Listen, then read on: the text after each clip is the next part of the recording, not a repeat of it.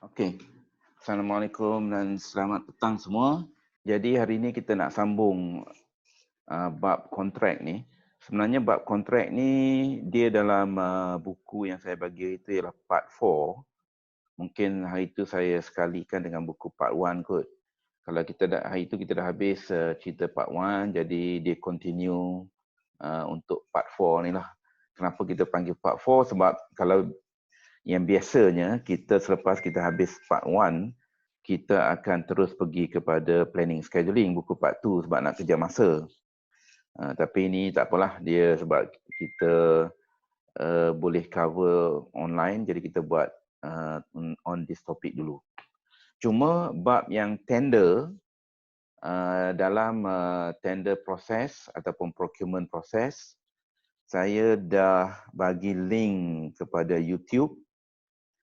Topik yang sama hari itu saya dah buat untuk student undergrad saya di JB ni. Rasanya dalam YouTube tu lebih kurang 2 jam tu. Jadi cover lah the whole tendering process. Jadi kamu just go to YouTube tu yang saya dah bagi pada Najwa. Lepas tu saya pun dah bagi slide yang kita guna dalam tender dan juga kontrak. Semua slide tu sebenarnya dah ada dalam buku kita tu. Cuma mungkinlah buku tu entah hilang ke mana ke, jadi kamu boleh refer kepada slide. Inilah dia slide yang sama. Alright. Jadi hari ini kita nak go very quickly tentang beberapa topik dulu. Pertama sekali tentang kontrak. Okay. Okay. Alright, sedikit revision tentang kalau kita pergi sebelum ni ialah tentang tender tu. Tender, apa beza tender dengan kontrak? Sebab tu kita pernah dengar perkataan tender document. Lepas tu adanya kontrak document. Okey, jadi tender ni ialah proses untuk akhirnya sekali kita akan create the contract. Jadi kalau kita kata tender document dengan kontrak document, sepatutnya benda yang lebih kurang sama daripada segi konten. Tetapi kadang-kadang during tendering mungkin dia ada some kind of changes. Nanti pihak klien dia akan buat final changes dan itulah yang nanti akan dimasukkan dalam dokumen kontrak. By right, kontrak dokumen dengan tender dokumen dia punya content should be the same. Sebab apa? Kontraktor sudah pun menyatakan cost ataupun persetujuan tentang pricing itu berdasarkan dokumen tender. Kalau kita tukar-tukar saja-saja nak tukar without informing the contractor, dia jadi masalah lah sebab kita quote harga lain berdasarkan maklumat yang awal tapi tiba-tiba dia ada changes. Itu daripada segi kontrak, it's not good a contract. It is not a good contract. Okay. Di dalam kontrak pula, dia ada contohnya traditional contract. Okay, traditional contract ni maksudnya dia start dengan so-called inception and stages, tendering. Yang hari tu slide yang dalam YouTube punya video ni lah tentang ni, tendering process. So saya tak nak repeat lagi kat situ. Lepas tu bila tendering process kita dah award kontraktor pun buat inilah construction lah Ni peringkat construction, lepas tu peringkat handover. Ini secara traditional ataupun kita panggil conventional contract. Jadi conventional contract ni akan mengambil proses yang lama sebab semua benda nak kena pergi satu-satu stages. Okay. Kemudian yang kedua, package deal. Ini perkataan je lah. Perkataan ni package deal ataupun kalau dalam istilah yang kita guna sebelum ni ialah design and build. Okay. Reka dan bina. Jadi kita lihat perbezaan dia ialah dekat ini. Design dengan build ni is at the same time. Dia juga ada tendering process. Kita jangan ingat yang bila kita banding dengan kaedah tradisional tadi, tender tu ada. Jadi dalam design build ni, tendering process tak ada. No. Tendering process masih lagi ada sebab sekarang ni dalam design and build kita nak mencari lead contractor. Jadi yang dia punya ini kita akan cari lead contractor. Sekarang ni contractor pula jadi bos. Kalau yang sebelum ni consultant nampak. Consultant duduk kat sini. Consultant yang jadi bos. Kepada nanti kemudian baru datangnya contractor. Tapi sekarang ni kalau dalam design and build, tujuan kontrak ataupun tender jenis begini ialah untuk cari lead contractor. Kontraktor ni pula nanti akan bergabung dengan so-called consultant. Yang consultant ni sebenarnya duduk bawah kontraktor tadilah. Okay. Alright. Jadi kita dah dapat cut short on design dan construction boleh berlangsung serentak. Jadi sebenarnya tujuan dia ada banyaklah tujuan. Salah satu tujuan nak cut cost daripada segi dia ada flexibility in design. Satu lagi daripada segi isu masa. Kemudian satu lagi isu kepakaran. Jadi kalau misalnya kontraktor yang dah pakar buat kerja ni, dia mestilah dah tahu macam-macam benda lah yang sepatutnya menjadi masalah dalam construction. Why don't we design according to benda yang kita panggil constructability. Jadi kita tak payah nak fikir, nak try design begini, nanti at the end of the day kontraktor nak buat kerja jadi susah. Okay. Alright. Kemudian slide ni pula tentang parti yang terlibat. Kita tengok design ni ialah AE lah, kita panggil arkitek dengan engineer. Tendering akan melibatkan klien, lepas tu AE ni arkitek engineer, dan begitu juga dengan kontraktor lah yang nak masuk. Construction ni melibatkan kontraktor, manakala klien dan juga konsultan tadi, mereka ni akan memantau projek tersebut. Okay. Lepas tu handover. Okey. Jadi inilah parti yang terlibat mengikut proses-proses ini yang kita panggil construction phases. Alright. Yang seterusnya kita nak lihat tentang apakah yang dikatakan sebagai kontrak ataupun element of contract.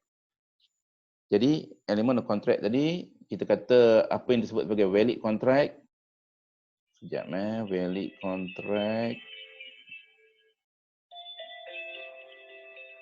Okay, valid contract.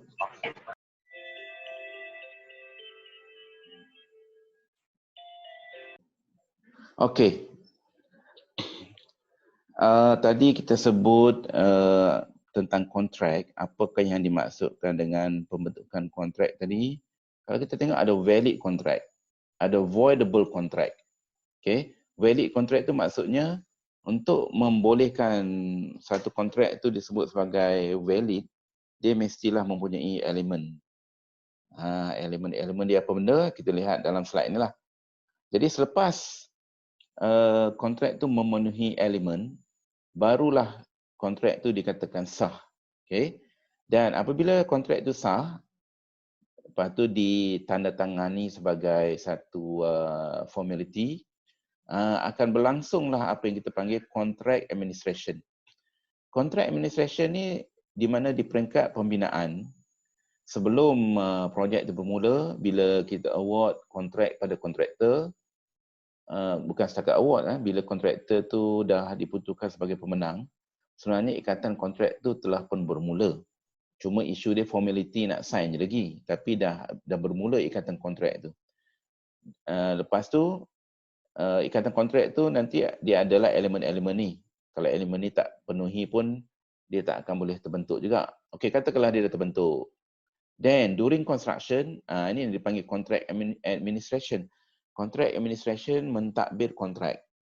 Mentadbir kontrak ni arti kata lain memenuhi keperluan apa yang diminta dalam klausa-klausa kontrak tersebut. Jadi masing-masing pihak, kontraktor dengan klien memenuhi tanggungjawab masing-masing. Okey. Dan pihak yang dilantik contohnya macam kita panggil apa, JKR ke ataupun konsultan, mereka ni akan administer, mentadbir kontrak. Okey. Mentadbir kontrak supaya kontrak tersebut dipatuhi. Dan akhir sekali discharging kontrak. Discharging kontrak ni maksudnya bila kontrak tu dah memenuhi syarat-syarat keperluan, lepas tu kontrak projek pun habis, secara automatik nanti kontrak tu akan terbatal lah, sebab dah fulfill the obligation. Lepas tu ada juga kontrak yang kita panggil void contract. Void ni kontrak yang terbatal. Kita nak tengok apa yang dikatakan terbatal. Okay, legally binding agreement between two party. Apa itu kontrak? Kontrak ni dalam arti kata lain ialah satu ikatan atau perjanjian yang boleh dikuatkuasakan oleh undang-undang. Okay, dikuatkuasakan oleh undang-undang di negara tersebutlah. Kalau di Malaysia, Malaysia lah. Kalau mungkin negara lain, dia ada lain punya requirement. Tetapi basically, elemen undang-undang, ni yang dipanggil elemen undang-undang ni ada beberapa ni. 1, 2, 3 yang basic lah. Lepas tu ada lagi yang lain tu 1, 2, 3. Ni 4, 5, 6, 7. Okay. Dia basically ada lebih kurang 7. 7 dia punya elemen. Dia punya elemen yang besar ni yang atas ni. Okay. This 3 ataupun 4 things ni. Lepas tu yang the rest tu ialah supplementary dia. Okay, kita tengok yang pertama sekali. Satu undang-undang yang sah, dia mesti adanya offer. Offer ni ialah satu benda yang kita panggil tawaran. Dalam istilah, ini yang saya tulis dalam bahasa Inggeris ni ialah kita dapat daripada contract law di Malaysia. Di Malaysia ni kita ada satu contract law 1950 lagi, tapi dia dah update a few times. Jadi kalau kamu tengok dalam Klosa ni, itulah cerita dia. Tapi saya nak pergi kepada very simple. Okay, kita tengok yang slide ni. Tawaran. Hasrat membuat tawaran daripada satu pihak kepada pihak yang lain. Okay.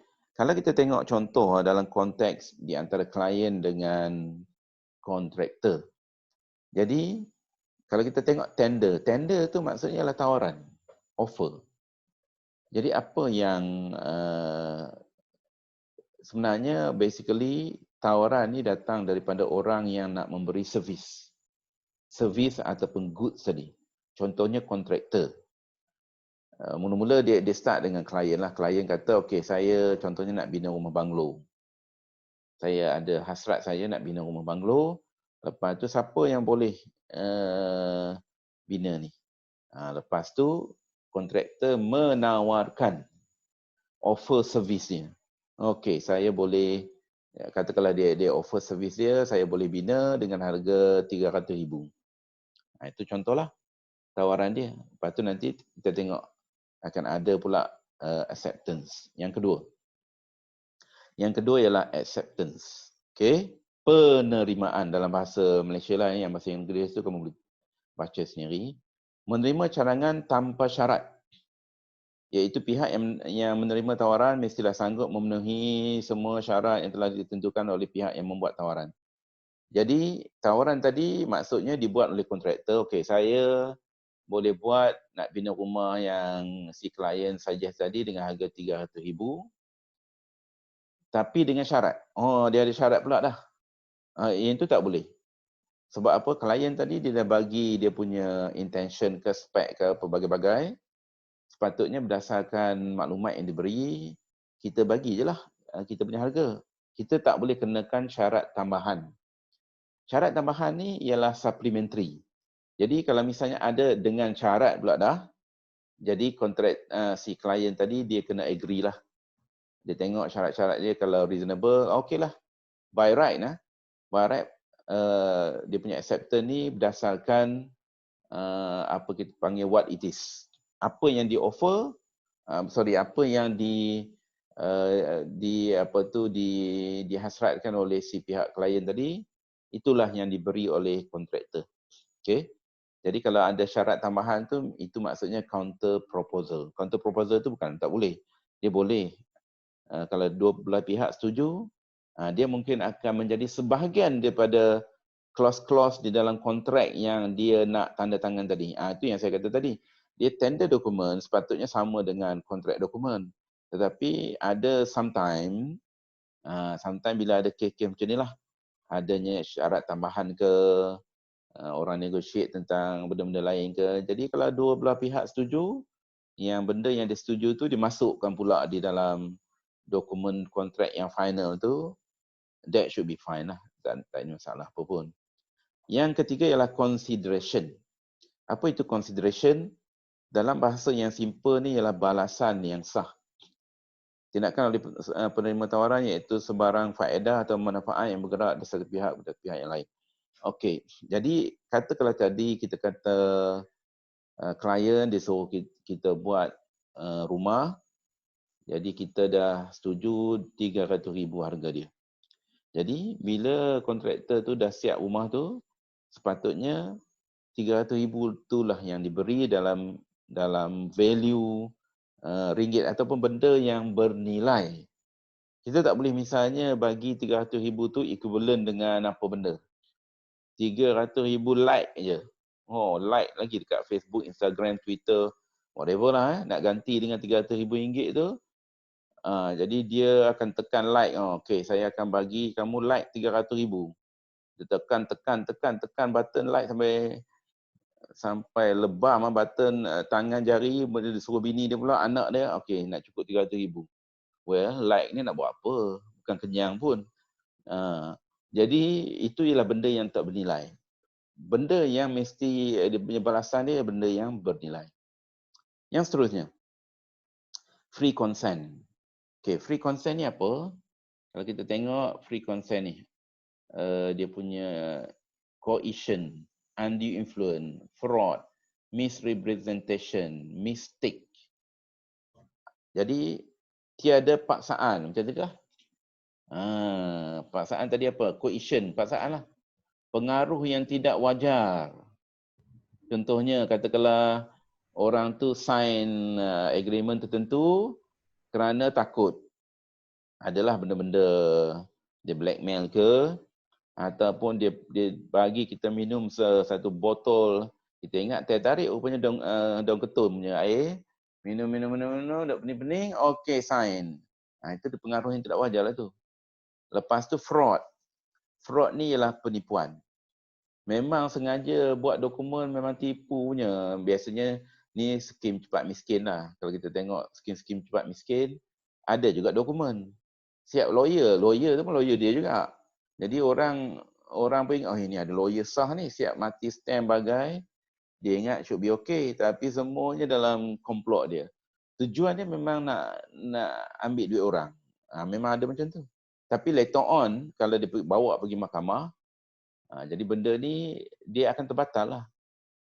Itu contohnya lah. Sebab memang dia tujuan untuk menipu. Misrepresentation ataupun mistake. Macam kesilapan kenyataan ataupun memang ada khilaf dalam klausa-klausa dia tu. Jadi kadang-kadang kalau satu kontrak itu diteruskan, dia akan mempunyai impact yang besar kerana isu tertentu. Jadi it's better. Sebab tu benda tu nak kena pergi mahkamah lah kan. Bila dia argue, okey. Jadi dia boleh kita revise the contract ataupun pay certain damages dan sebagainya. Okey. Saya rasa tadi yang 3, ini keempat. Yang kelima, capacity. Capacity, ni maksudnya apa? Competent to contract have the legal capacity, sound mind. Ni, legal, sound mind, legal. Legal ni daripada segi umur. Biasanya kalau kontrak, business kontrak ni 18 tahun ke atas, kecuali kalau kita boleh sign dokumen menyebabkan bond untuk study kan. Kadang-kadang scholarship ni, kita boleh sign even kita bawah umur 18 pun ada untuk beasiswa persekutuan ke, memang ada macam tu. Insurans ke dan sebagainya. Lepas tu dalam bentuk berkeupayaan ni, orang-orang yang sound mind ni mesti orang tu ialah yang tak gila lah.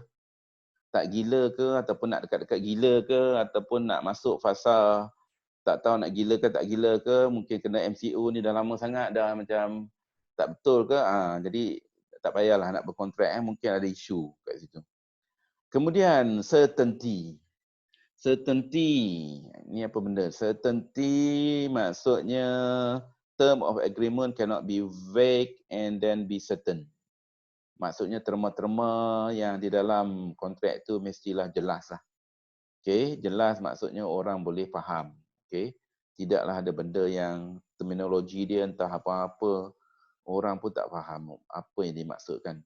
Dan yang terakhir sekali ialah intention. Intention ni ialah niat untuk mewujudkan to create legal relationship. Nampak tak? Niat. Okay, niat. Sebab tu kalau kita tengok isu niat ni, contohnya katakanlah kita kata pembunuhan kan. Katakanlah misalnya orang masuk rumah kita, lepas tu pencuri lah. Kita pun ada silat gayung ke, silat pulut ke, membuka lah langkah dan sebagainya. Tepis sikit je, tiba-tiba orang tu terhantuk dinding mati. Okay, sudah dah jadi satu hal pula.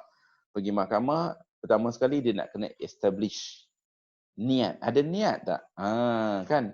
Ada niat tak orang ni membunuh? Jadi kadang-kadang ada beza. Mungkin kalau dia ada pisau, dia sekali je dia ni tak apa, kalau banyak-banyak kali dah itu dah jadi lain dah tu. Jadi whatever lah, itu contoh niat. Dan it just not easy lah untuk kita establish orang ni memang berniat nak wujudkan ikatan ke ataupun memang saja-saja main-main.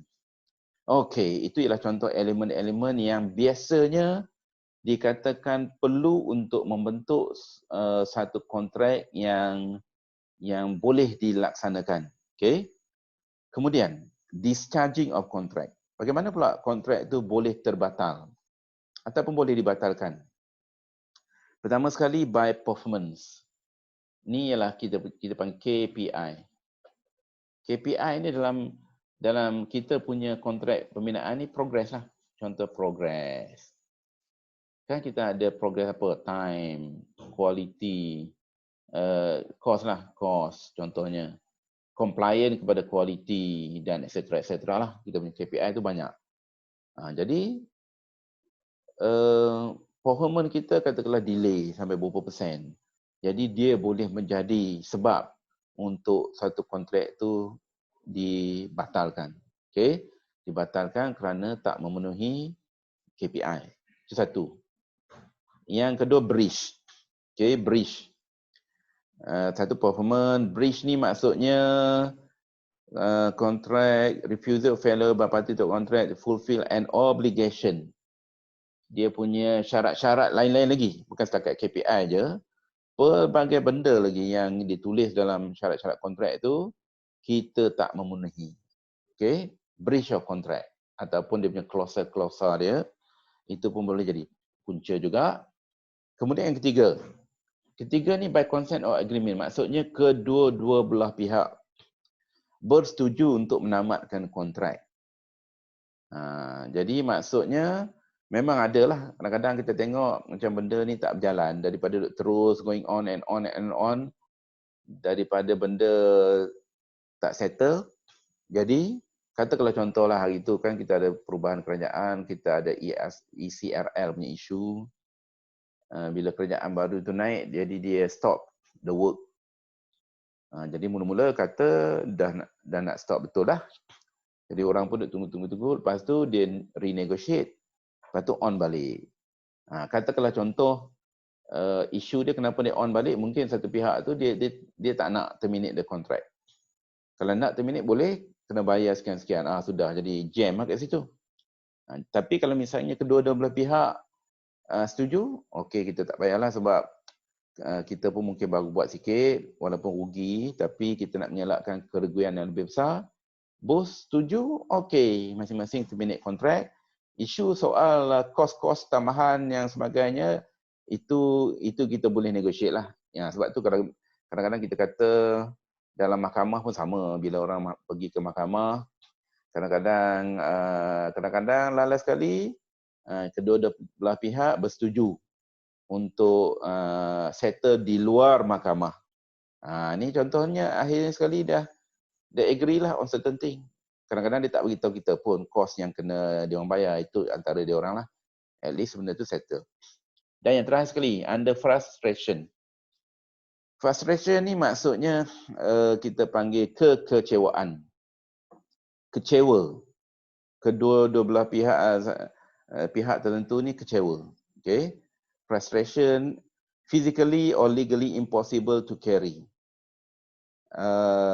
termasuk, ni contoh, death, personal incapacity.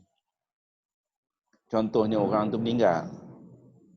Orang tu meninggal ataupun jadi gila tadi ke, ataupun jadi kena stroke ke, 2 kali kena stroke ni, masuk kali ketiga habis. Jadi that kind of contract can be terminated. Itu contohlah. Alright, construction contract.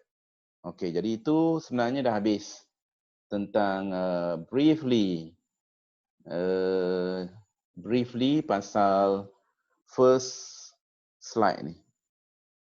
Okay, first slide. Okay, kita nak pergi kepada slide yang kedua. Okay, slide yang kedua pasal type of contract. Share. Okay, share yang ini type of contract. Okay, slide yang kedua ialah type contract ataupun jenis-jenis kontrak. Kita tengok definition of contract tadi kita kontrak ni ialah perjanjian di antara dua belah pihak, ataupun kalau misalnya individu pun boleh, ataupun kalau kita kata company, maksudnya kita mewakili company lah, two parties. Kemudian dia sama ada boleh dia boleh definition dia kadang-kadang boleh macam-macam ni. Kalau kita tengok definition dia agreement kedua belah pihak. Kalau ikut FIDIC. Okay, FIDIC ni dalam video yang saya share hari itu tentang tender, FIDIC ni lah salah satu type of international contract. Biasanya dia daripada US based lah. USA punya datang. Biasanya kontrak-kontrak yang international ni, orang yang ambil projek ni mungkin international company daripada luar yang datang buat projek di Malaysia ke, ataupun kita sendiri pergi ke luar negara ke. Dan biasanya jenis kontrak dia akan menggunakan form of contract jenis FIDIC. Dia tak gunalah, kita tak gunalah JKA 203 bagai itu untuk lokal bolehlah, ataupun PAM punya ni, ataupun CIDB, IAM punya form of contract, we do not do that. Okay. Jadi according to FIDIC ni, kontrak itu dia dah sebut general condition supplementary. Yang ini semuanya sebenarnya ada dalam dokumen kontrak. Ni item yang disebut ni semua ada dalam dokumen kontrak. Manakala satu lagi pula method of payment. Jadi cara bagaimana kita bayar kontraktor tu. Okay. Contohnya cost plus ke, lump sum ke dan sebagainya. Jadi itu pun boleh jadi sebab tu saya kata kontrak ni dia basically dia establish relationship di antara dua belah pihak, ikatan tadi. Begitu juga dia akan establish method bagaimana kita nak bayar kepada pihak tersebut. Okay. Alright. Why use a contract in construction? Kerana kita nak describe scope of work. Kalau kita tak sebutkan dalam contoh dalam FIDIC tadi, dia cerita semua jenis dokumen-dokumen yang ada dalam dokumen kontrak tersebut, kerana kita nak jelaskan.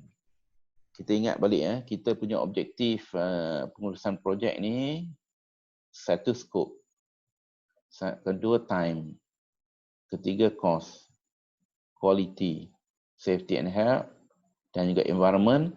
Satu lagi ialah fulfill contract requirement. Contract requirement. Jadi kalau kita tengok scope of work ada sini. Jadi kalau misalnya kita tak jelas scope of work kita, nanti kontrak kita mungkin akan bermasalah. Jadi orang tak faham nak buat apa yang termasuk dalam bidang kerja kita.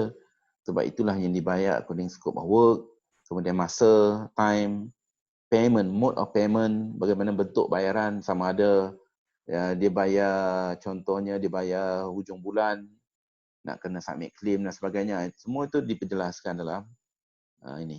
Lepas tu obligation dan relationship.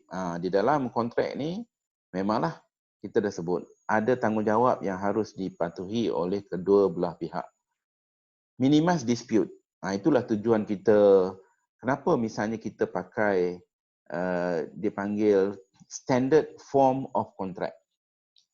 Standard form of contract tujuan dia ialah untuk mengalakkan dispute. Tetapi dalam duk pakai standard form of contract pun dispute timbul.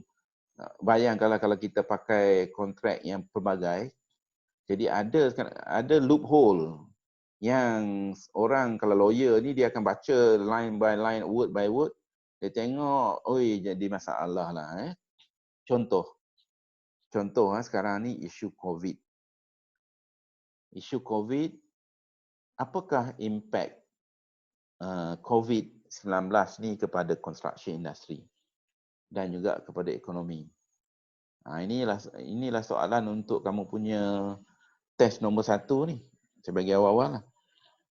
Okey, kalau kita tengok contoh, bila COVID ni dah kena MCO, industri yang terlibat non-essential construction.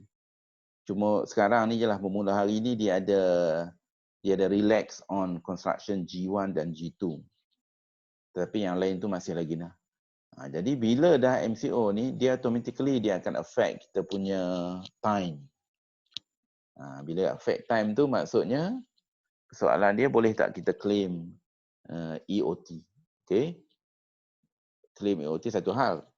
Tetapi kadang-kadang di dalam kontrak, ada kontrak yang dia sebut contohnya dia punya clause tu, yang disebabkan oleh third party tu, dia sebut tentang governmental punya regulation. Ini government lah ni. Tetapi di dalam clause lain dia tak sebut. Itu contoh kan bagaimana kalau misalnya lawyer ni dia jenis nak pusing-pusing dia tengok ini tak ada sebut. Jadi bolehlah. Dia jadi punca lah kepada dispute. Itu satu. Bukan itu saja, banyak lagi yang clause lain menjadi punca. Okay. Improve economic return of investment ni maksudnya bila banyak benda uncertainty tu kita boleh reduce secara tak langsung, kita punya profit tu kita dapat mengikut apa yang kita target lah. Okay, construction contract form ataupun type of contract ke, bentuk-bentuk contract ke, kita ada beberapa. Satu, competitive bidding, negotiated ataupun kita panggil cost plus.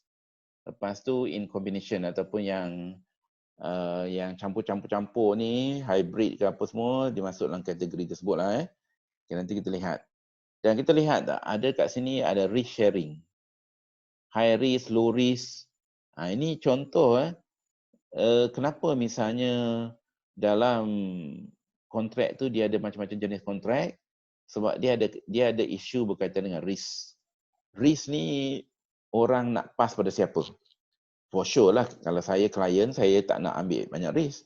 Saya pass pada kontraktor. Kontraktor pun sama juga, dia pun tak nak ambil risk, dia nak pass pada siapa? Jadi main tolak lah. Okay. Alright, kalau negotiated plus ni dia ada pelbagai pula. Ini cost plus profit, cost plus fixed fees, cost plus fee profit sharing, sliding dan GMP dan sebagainya lah. Nanti kita lihat. Okay, competitive bidding ni ataupun kita panggil open, kebanyakannya open tender lah.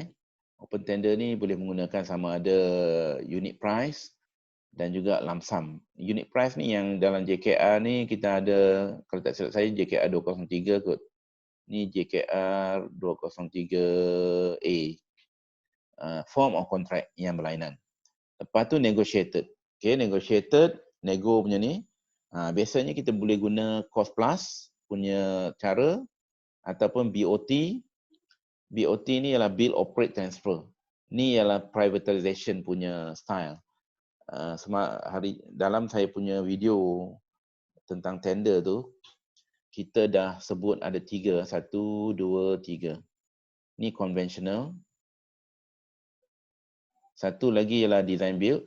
Design build. Yang ketiga ialah privatization. Jadi privatization ni masuk dalam kategori ni lah. Dia ada banyak lagi. Okay, dia ada BOO, Bu pada. Macam-macam lah, dia ada PFI, Private Finance Initiative, PFI. Dan sebagainya lah. Itu contoh. Okay, competitive bidding, negotiated, dia tak, kalau ikut slide ni, non-public self-finance pun sekarang ni, even government pun ada ni juga. Contohnya negotiated juga. ni. Sebab tu dulu kita ingat bila ada kerajaan dah berubah ni, dulu bila ada ubah kerajaan ni, dia kata, oh kita tak nak negotiated tender. Sebab tak transparent. Kita nak open tender. Tapi kadang-kadang lepas tu, ada juga pun negotiated. Sebab isu dia kadang-kadang, open tender ni mungkin tak sesuai kita open pada semua. Tak semua orang buat kerja pun, tak reti buat kerja. Kalau kita dah tahu orang tu memang pakar buat kerja benda tu, why don't we take risk bagi pada kontraktor lain? Itu jadi isu lah. Okey, yang seterusnya. Type of construction contract, two broad category. Satu ialah kita panggil price given in advance. Kemudian satu lagi ialah cost reimbursement. Price given in advance contract ni, price based ataupun cost based. Okay, price based ni contohnya yang kita dah sedia maklum. Kita ambil satu tender, kat tender tu ada BQ ke ataupun lump sum ke, kita letak harga, jadi harga dia diketahui seawal projek. Manakala yang cost plus ni, kita tak boleh nak tentukan sebab kita tak tahu berapa exactly the cost. Kontraktor bila dah buat, cost dia akan dikalkulate, itulah benda yang dia akan claim, on top of that dia akan dapat profit. Okay. So, lump sum contract. Kita nak tengok lump sum dengan kita panggil price, bukan lump sum dipanggil ni. Lump sum dengan unit price. Okay. Dalam kategori kompetitif tadi, dia ada istilah lump sum dan juga unit price. Okay, lump sum ni, kalau kita tengok, ini contoh. Kalau siapa yang biasa terlibat dengan BQ ke, kontraktor, kamu kerja kontraktor ke, mungkin dah pernah alami lah. Okay, lump sum contract, biasanya kalau kita tengok dia punya BQ dia simple je. Quantity tak ada, lump sum. Lump sum ni maksudnya sekali harung sekaligus. Lepas tu dia kontraktor hanya letakkan rate saja. Okay, letakkan rate. Quantity macam mana dia nak tahu? Klien tak bagi tahu, kontraktor tu kena anggarkan sendiri. Okay. Ini biasanya berlaku bila projek-projek tu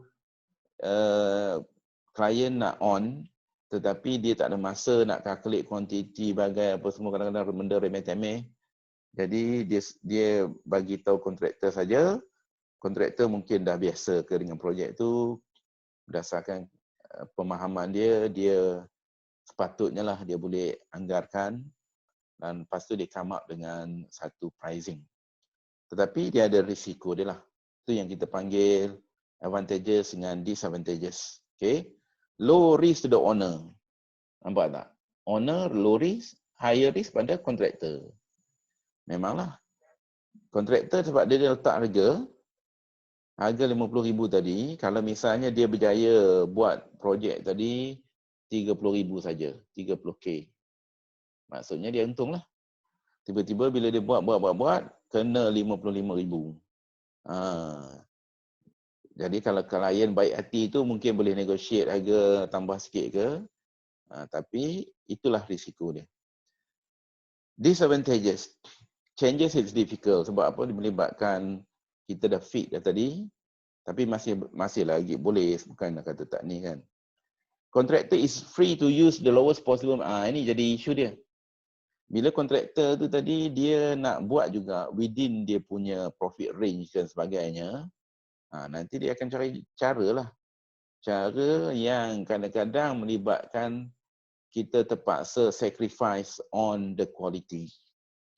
Kadang-kadang kita nampak je quality tu nampak macam okey, tapi di dalam dia we never know. Itu di antara isu yang mungkin timbul kerana lump sum punya ni. Okey, kemudian kita nak pergi pada unit price. Unit price ni yang very common. Daripada dulu sampai sekarang pun sering menjadi pilihan. Kerana apa? Kalau kita tengok sini, contohnya lah. Ini contoh dia punya BQ dia.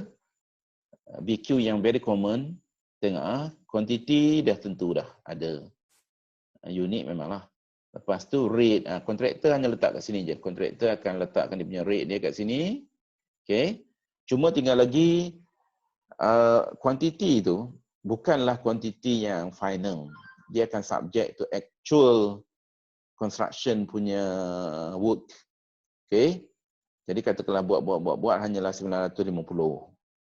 Jadi dia akan bayar berdasarkan 950 kuantiti kali dengan unit rate ke, dia dapat. Itulah, jadi harga dia yang terakhir sekali hanya kita akan ketahui selepas habis tempoh projek. Tetapi untuk tujuan bidding memang kita boleh calculate lah. Tetapi dia punya final pricing. Itulah yang disebut dalam nota kat sini kamu boleh baca, no total final price. Sebab dia punya quantity tu subject to actual measurement. As simple as that. Dia ada advantages and dia punya disadvantages dia. Advantages dia easy for contract selection sebab semua orang dah dapat quantity yang sama. Dia punya beza dia dekat dia punya unit rate saja. Jadi kita nak buat selection pun sama sebab semua item telah pun diberi. Tak ada benda yang missing pun. Okay. Fair basis competition, low risk for contractor. Contractor memang seronok lah dapat projek macam ni sebab dia dibayar whatever it is, kuantiti banyak ke, kuantiti sikit ke, dia tetap dibayar dan dia akan ada dia punya profit dia yang tersendiri. Cuma tinggal lagi contohnya final cost not known tadi memanglah di hujung projek barulah kita ni kan. Okay. Alright. Schedule of rate contract. Schedule of rate contract, schedule of work item without quantity. Without quantity, dia cuma letakkan rate saja. Biasanya dia letakkan quoted labor, plant, material. Biasanya untuk repair and maintenance. Jadi maintenance ni kadang-kadang kita pun tak tahu bila akan berlaku. Kalau kita buat style macam kita bila benda tu rosak baru kita maintain kan. Jadi ad hoc lah, ad hoc punya kerja. Biasanya unit rate tu dah ada. Jadi cuma yang tak tahu quantity je. Jadi kontraktor yang dipanggil untuk buat maintenance ke repair ke, dia buat kerja, whatever kerja nanti dia akan dikali dengan harga dan juga kuantiti yang berdasarkan kita dah buatkan jadual rate untuk kerja tadi. Okay. Alright. Cost plus. Apa maksud cost plus? Okay, kita mesti ingat dalam contract value sama dengan cost. Cost ni maksud total cost campur dengan profit. Jadi yang dimaksudkan dengan cost plus ni inilah. Ni cost, ini tanda plus ni. Plus apa? Plus profit. Jadi cara kontrak jenis macam ni biasanya diamalkan dalam negotiated contract. Okey, jadi klien ni kita kata kita kontraktor sebut okey, dia suruh kontraktor tu buat kerja. Okay, whatever cost saya akan tanggung dan on top of that saya akan bagi keuntungan lah, profit. Cuma isu dia profit tu nak bagi dalam bentuk macam mana. Itu yang dikatakan ni. Dia ada pelbagai. Contoh, percentage, fixed fees. Fixed fees ada profit sharing pula clauses dan sebagainya. Dan whatever benda kadang-kadang itu yang jadi isu ni. Dia whatever cara yang kita buat ni mesti akan ada je lah yang benda yang orang mungkin manipulate ke whatever. Jadi sebab itulah dia ada pelbagai. Kita tengok contoh yang ini contoh ni lah. Kita kata tadi cost plus cost. Apa itu cost? Cost, total cost yang saya maksudkan ni total cost. Dia ialah direct cost plus indirect cost. Indirect cost ni ialah overhead. Ataupun overhead ni maksudnya semua benda yang ada dalam prelim lah. Preliminary. Kalau kamu tengok BQ ataupun JKR punya spec tu bahagian prelim, inilah untuk cover dia punya kos-kos pengurusan. Kos pengurusan sama ada gaji ke ataupun site office ke, site welfare ke, safety ke, nak buat clean up ke, nak menguruskan tapak tu. Termasuk cabin lah, site office dan sebagainya lah. Tetapi direct cost ni ialah ini ni, direct material, equipment, labor. Dan kebiasaannya cost ni lebih kurang 90%, besar dia punya quantity. Manakala yang ni lebih kurang 10% sajalah. Jadi majority datang datang daripada direct cost. Okey. Jadi kalau kita buat satu kerja, kalau orang bayar semua kos kita ni direct dengan indirect ni, termasuklah gaji kita duduk kat sini ni. Sebenarnya ini yang dikatakan balik modal. Balik modal ni kita pun dah happy lah sebab kita tak ada apa-apa keluarkan duit kita sendiri, semua cost being covered, cuma profit je. Profit ni macam mana dan berapa. Jadi oleh kerana kita ni buat bisnes sebagai kontraktor, kita ni pun berniaga juga. Kita bukan buat welfare kan. Jadi berniaga ni, nature of berniaga ni, whatever it is, pusing-pusing pun memanglah dia nak cover the cost dan adanya profit. Profit tu kadang-kadang sebahagiannya dia akan digunakan untuk inject balik dalam modal dia dan sebagainya. Manakala lain lagi untuk investment kepada teknologi baru ke whatever lah, ataupun sebagainya sebagai simpanan untuk menghadapi waktu yang sukar macam zaman COVID ni kan. Contohnya kalau company tu tak ada apa-apa saving sebelum ni, jadi punca sekarang ni. Okey, kita tengok dia ada pelbagai cost plus fixed percentage. Dulu UTM masa buat dibangunkan kampus 1985-84 di UTM Skudai ni, memang digunakan kaedah cost plus. Masa tu kaedah cost plus ni bukanlah kaedah yang popular.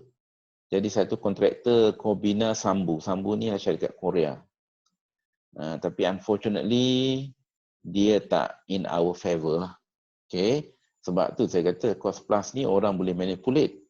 Kalau kita tak jaga betul-betul, kalau kita di pihak klien ke, konsultan ke, owner very weak, dia punya organisasi dia, knowledge dia, jadi mungkin kena main je lah dengan si kontraktor. Itu jadi isu. Okay, pertama sekali, cost plus fixed percentage. Cost plus fixed percentage, contohnya whatever cost, kata kalau kita buat projek tu 10 juta, million. Campur peratus. Peratus ni pula daripada, katakanlah 10%. 10% ni daripada 10 million. Itu maksudnya kita gunakan percentage, fixed percentage. Tetapi katakanlah dia punya projek ni bukan kata 10 juta, jadi 8 juta. Tapi 10 juta. Okay. Jadi maksudnya profit ni kepada kontraktor mungkin akan berkurang. Kalau kita gunakan fix tadilah. Kalau berkurang, katakanlah itu yang saya kata tadi, orang boleh manipulate. Kalau kontraktor tu dia manipulate, contohnya dia jack up the cost ni jadi 12. Jadi 12 pula. Jadi kalau 12, 10% kali dengan 12, banyaklah profit dia dapat. Jadi sebab apa? Benda tu fix. Jadi dia beza dekat cost tadi. Cost tu dia boleh permainkan. Itu jadi satu isu. Okay? Jadi satu isu. Jadi sebab tu dia ada yang kedua ni B. Okay? B ni ialah fixed fees. Fixed fees ni sometimes is even worse than fixed percentage ni. Katakanlah projek 10 juta, million, dia punya fees dia hanyalah katakanlah dia kata 1 juta. Tapi kalau misalnya cost projek tu dah naik jadi 15 juta, dia punya ni sama je, fixed fees 1 juta juga. Apa maksudnya bila cost tu naik? Cost tu naik mungkin kemungkinan kerja, volume of work tu bertambah. Kita secara logiknya bila volume of work tu bertambah, kita memanglah nak upah pun lebih. Secara logiknya sebab orang bekerja lebih masa, lebih tenaga, lebih material kita nak kena beli. Logiknya situ. Jadi itu ada isu tentang fixed fees tadi. Jadi bagi saya fixed fees ni is even worse than fixed percentage. Fixed percentage pun okey lah kalau misalnya dia punya itu naik, dia jadi naik. Tapi masalah dia kalau misalnya orang manipulate on the cost. Sebab semata-mata nak dapatkan duit lebih. Okey, sebab tu yang ketiga ni wujud pula dah. Tiga ni dia kata, okay, whatever it is, fixed fees plus profit sharing. Ni macam orang, kita kata macam apa, kita panggil orang buat bisnes. Kita bekerja makan gaji, jual barang, commission. Orang yang dapat commission macam jual kereta ke sebagainya, dia punya gaji bulanan dia sikit je. Itu yang dikatakan gaji bulanan tetap. Sikit je, tetapi bila dia jual lebih, dia ada dia punya keuntungan kat situ. Benda ni diamalkan dalam industri, banyak industri lah. Contohnya bisnes-bisnes yang makanan ni, fast food semua. Dia orang memang betul. Setiap outlet tu, setiap bulan tu dia ada keuntungan untuk outlet tu saja. Jadi dia akan share the profit. Itu yang dia kata bonus untuk bulan tersebut. Mungkin di tempat yang lebih menguntungkan, dia dapat lebih. Jadi konsep yang sama yang kita boleh guna dalam kontrak dia punya cost ni. Whatever it is, fee dah ada bayar. Cuma kalau misalnya ada untung ni maksudnya saving lah kepada pihak klien. Kalau kita dapat jimatkan kos, jadi duit tu tak masuklah poket klien semata-mata. Jadi sebenarnya kenapa kita perlu save klien punya kos? Sebab isu dia ialah creativity. Kadang-kadang kita ni malas nak being kreatif. Kita malas nak mikirkan cara untuk guna value engineering dan sebagainya. At the end of the day, projek kita tu jadi kos yang tinggi. Jadi mungkin klien tak suka buat macam tu. Sebab itulah sebenarnya dia adanya cost plus. Cost plus ni tujuan dia ialah untuk boleh tak kos ni dikurangkan. Jadi bila kos ni dikurangkan, jadi sudah tentulah dia menguntungkan kepada klien. Jadi klien sepatutnya bila ada keuntungan tu, sebahagian daripada keuntungan tu dia kena share dengan kontraktor sebagai motivationnya. Dan yang E ni, cost plus guarantee maximum price. Guarantee maximum price ni maksudnya ialah, okey, dia katakanlah kos asal ialah 10 juta. Okey, kos asal ialah 10 juta, million. Kos ni dia boleh naik, dia boleh turun. Okey, yang turun tu orang happy lah. Klien happy lah sebab kos dia sikit. Apa jadi kalau kos dia naik? Kos naik tu naik sampai mana? Jadi pihak si kontraktor tu dia kata, okey, kita boleh buat benda ni, dia punya kos ni mungkin 10 juta. Kalau dia naik pun, saya ingat dia naik sampai 12 juta. Itu maksimum lah, ceiling. What if, katakanlah misalnya dia naik lebih pula daripada 12 juta. 12 lebih. Jadi yang itu akan ditanggung oleh kontraktor. Jadi dalam erti kata lain, klien dalam kes macam ni, dia pun happy jugalah sebab kalau dia ada kenaikan pun, dia tak akan go beyond that thing. Okey lah tu. Alright, next ialah cost plus sliding fees. Tadi kita ada fixed fees. Fix kan? Fix ni ialah benda yang risiko.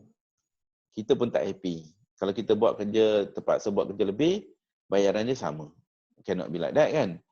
Jadi, yang ini pula fix. Sliding. Jadi, kalau kita lihat contoh graf ni, kata yang mudah.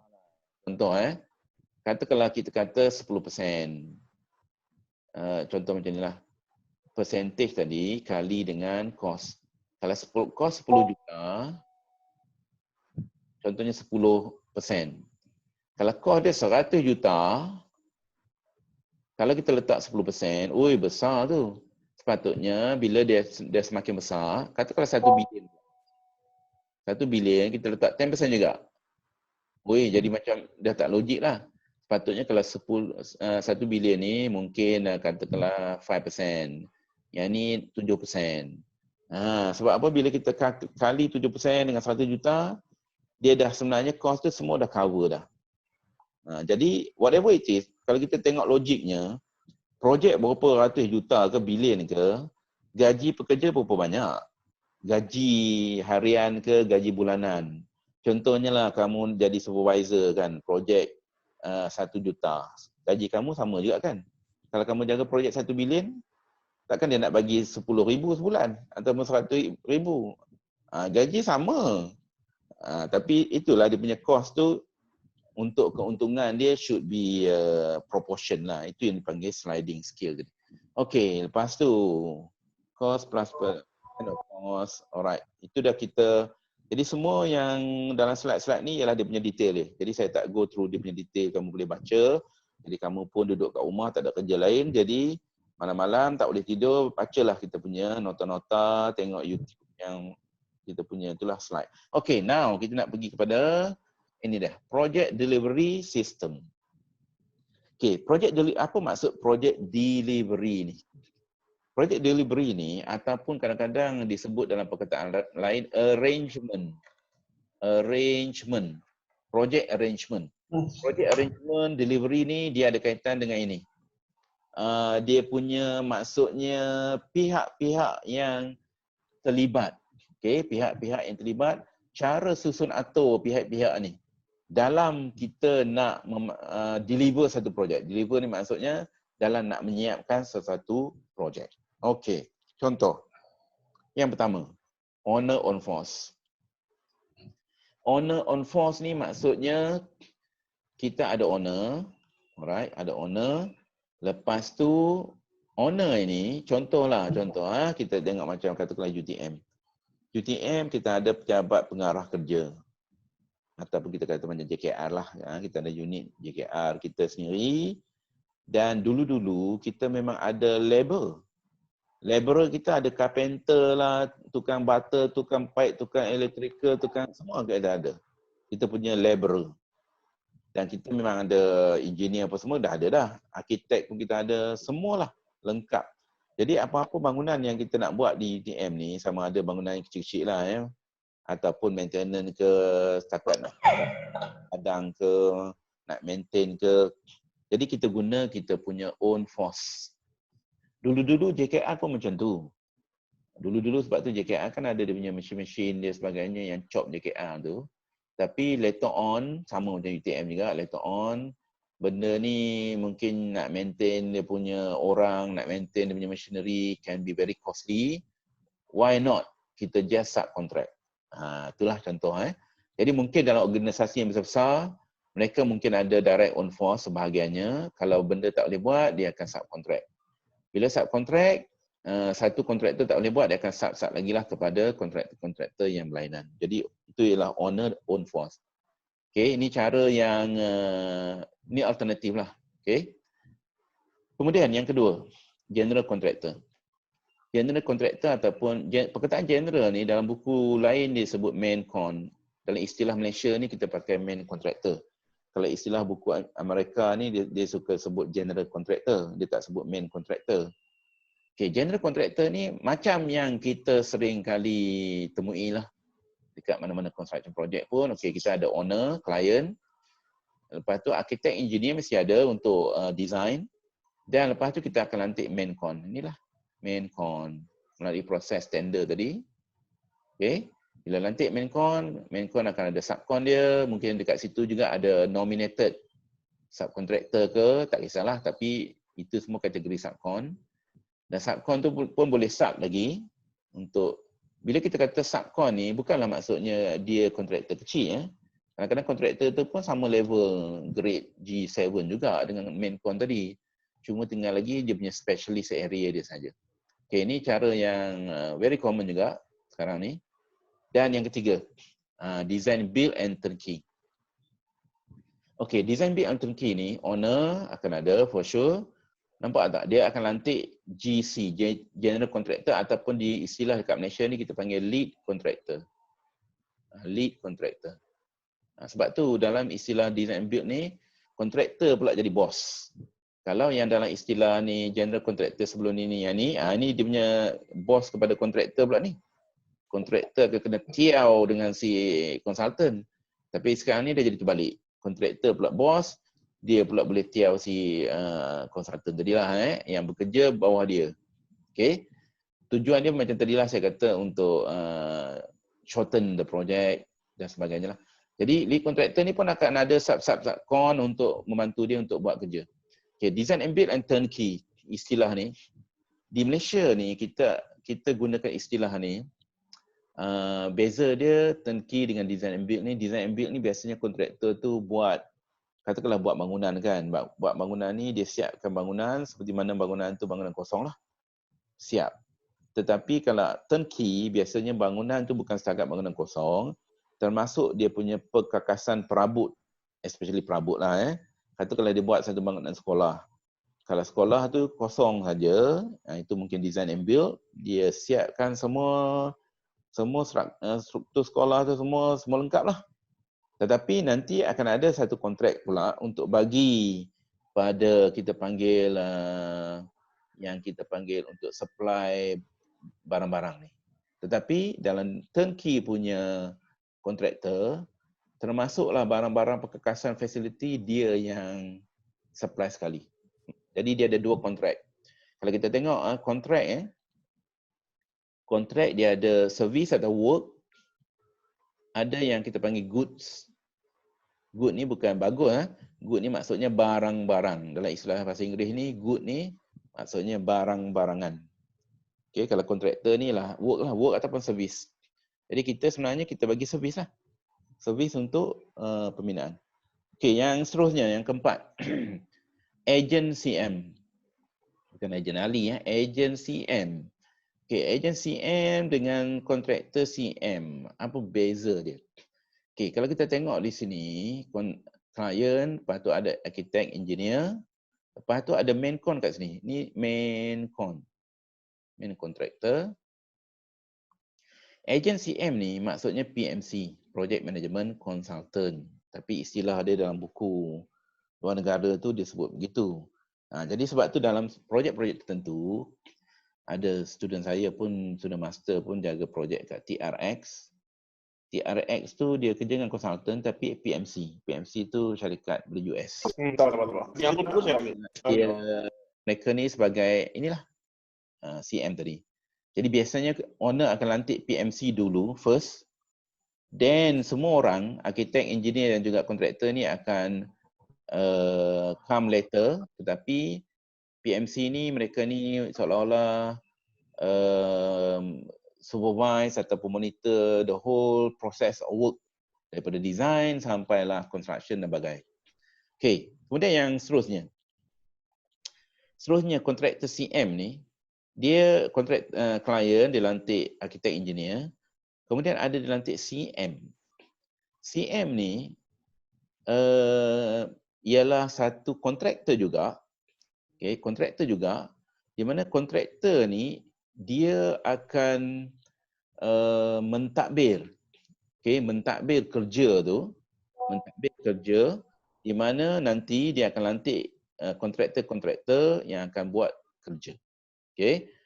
Dia dalam istilah lain kalau di negara US, yang pihak yang ni, dia kontraktor juga, tapi kontraktor ni dia akan dapat fees, tetapi dia akan bekerja sebagai ketua lah kepada kontraktor. Dia beza dengan yang PMC ni. PMC ni ialah ketua untuk keseluruhan projek tersebut, sama ada arkitek, engineer dan juga kontraktor. Tapi yang ini, dia hanyalah mengurus. Jadi bila dia nak mengurus ni, biasanya dia akan lantik kontraktor yang pakar lah. Okay? Kontraktor yang pakar, yang maksudnya nanti dia akan kita panggil menggunakan kepakaran kontraktor. Dia tak buat kerja tu. Dia hanya mengurus saja yang untuk kerja kontraktor. Di Malaysia ni kita ada contoh lah, kita ada project delivery partner. Project delivery partner ni istilah yang digunakan dalam projek Pen Borneo, LRT, MRT. Jadi baru-baru ni bila kerajaan dah PH dah ambil alih, dia nak cut the cost of Pen Borneo ke MRT, LRT tu, dia delete dia punya delivery partner tu. Sebab delivery partner saja pun dia macam ni lah, dia macam contoh dia ambil fees saja. Dia lebih kepada PMC itulah konsep dia. Dia ambil fees. Sedangkan kontraktor yang kita ambil itu pun dah kontraktor yang dah capable.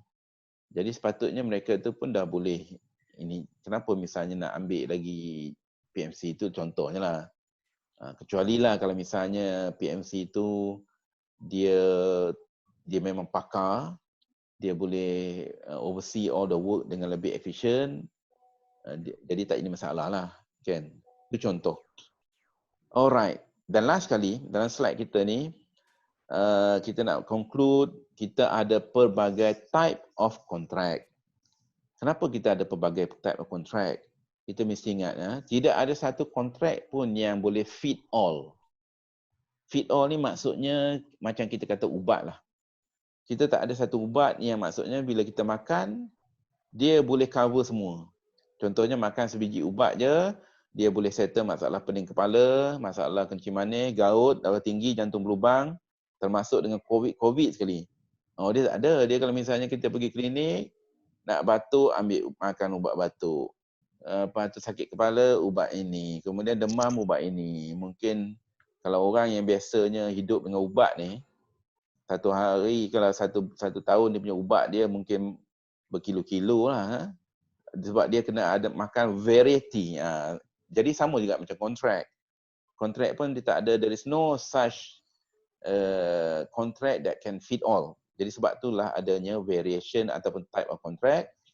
Jadi klien dan pihak-pihak yang berminat tu, mereka ni kena pandai-pandai lah get into the right type of contract. Dan apa-apa pun, salah satu faktor yang determine kenapa kita ada pelbagai jenis kontrak ni, ini dia. Isu risiko, risk. Kita tengok contoh, owner direct force. For sure lah, berat kepada owner tu. Risiko semua dia kena tanggung. Cost plus. Cost plus ni kalau kontraktor, nampak tak sikit? Yalah mana tidak, sebab apa? Semua kontraktor memang happy lah cost plus ni sebab semua cost dia dah cover. Tinggal lagi profit je dia nak tambah lagi, itu tambah lagi. Jadi risiko kepada kontraktor very ni. Tapi yang si klien ni tinggi. Ini GMP ni ialah guarantee maximum price. Dia cost plus juga. Tetapi dia guarantee. Bila guarantee ni, risiko kepada kontraktor dah naik sikit lah. Tetapi masih lagi menguntungkan pihak kontraktor. Cuma risiko dia ada naik sikit berbanding dengan yang ni. Unit price. Unit price ni it looks like sort of balance lah. Dia agak balance tetapi dia menguntungkan kontraktor sebenarnya. Whatever it is, memang kontraktor untung sebab dia unit buat sikit ke banyak ke, dia akan dibayar termasuk profit dia. Lump sum. Lump sum kita nampak. Dia punya risiko ni dah pergi kepada kontraktor. Manakala klien dah kecil. Turnkey. Turnkey ni termasuklah design build lah sebagainya semua. Nampak tak risiko dia banyak kepada kontraktor. Sebab itulah kadang-kadang si klien ni suka buat design build ni sebab dia malah nak fikir macam-macam. Dia longgok kepada kontraktor, fikirlah macam mana nak design macam ni dan sebagainya. Okey. Itu contoh.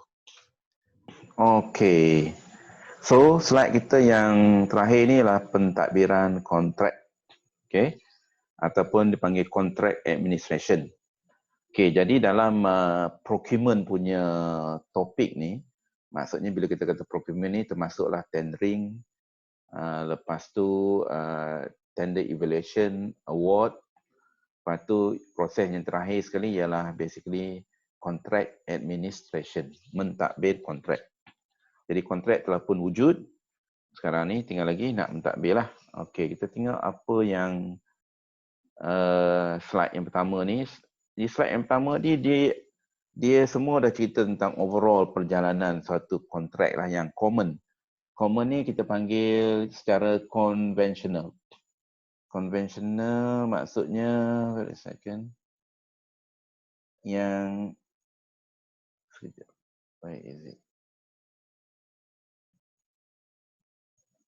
Okay. Ni dipanggil konvensional.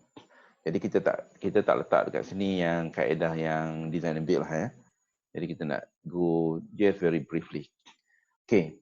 Item yang kamu lihat dekat slide ni, pemilikan tapak, semak lukisan, progress, semua tu dia ada detailnya dekat dalam slide ni.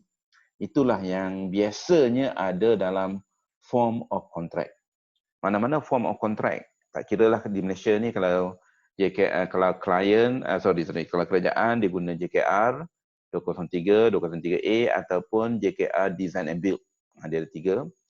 kalau misalnya private sector, dia biasanya guna PAM, Persatuan Arkitek Malaysia, ataupun IEM pun ada, CIDB pun buat juga.